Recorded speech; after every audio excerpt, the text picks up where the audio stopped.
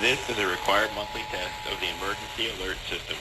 Has this been an actual emergency or dangerous situation, official messages and directions will have followed the alert tone.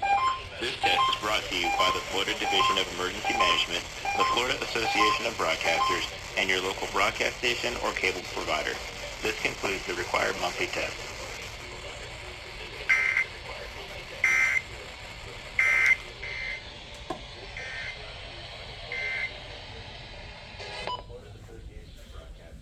And your local broadcast station or cable provider. This concludes the required monthly test.